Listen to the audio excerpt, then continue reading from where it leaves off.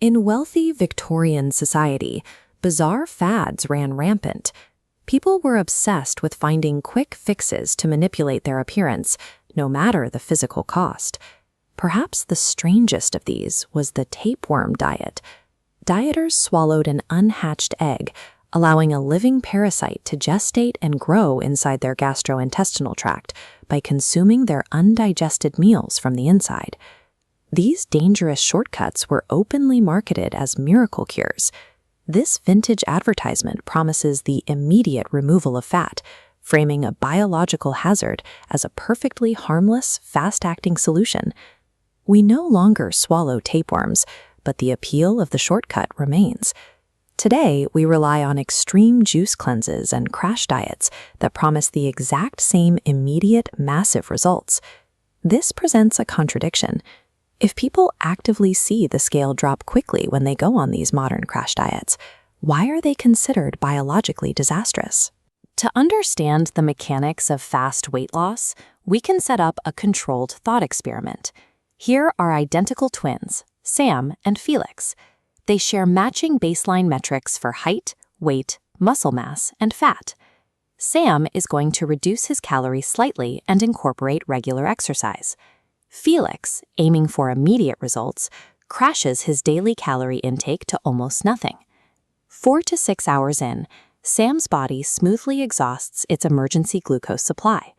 To compensate for the steady energy deficit, his system shifts to breaking down fat cells as its primary fuel source, releasing lipid droplets straight into his bloodstream.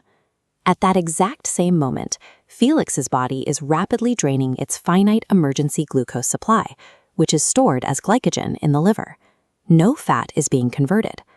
A sustainable energy deficit allows the body to adapt and safely tap into stored fat.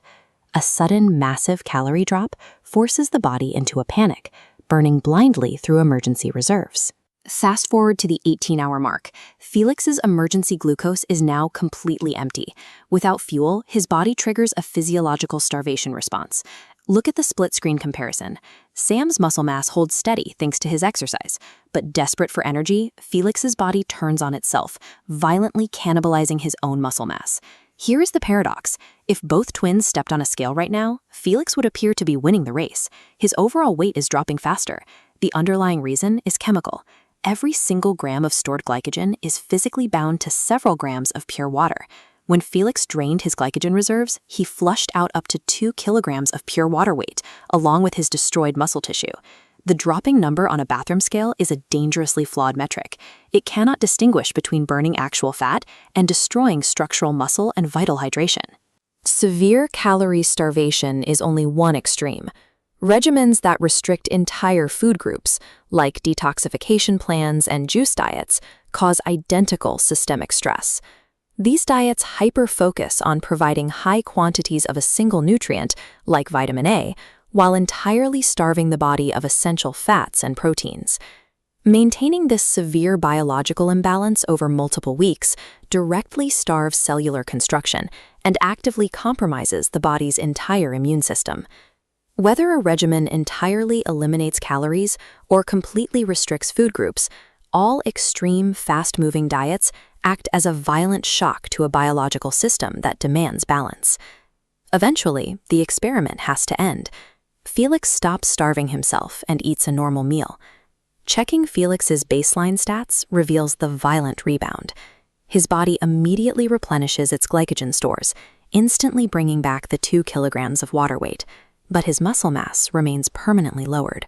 The ultimate irony of Felix's fast diet is that less muscle mass means his body now requires fewer calories to run its basic daily functions. Any future attempt to lose weight will be substantially more difficult. Crash diets don't accelerate health. They structurally damage metabolism and actively sabotage long-term weight management.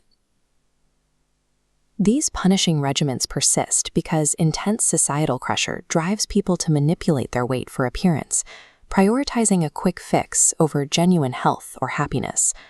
Actual healthy weight loss requires respecting your inherent genetic and medical differences and adhering to established, gradual timelines. Creating an effective dietary lifestyle requires focusing on daily sustainability rather than speed. True physical transformation isn't a hack or a race to be won fast. It is a long-term commitment to understand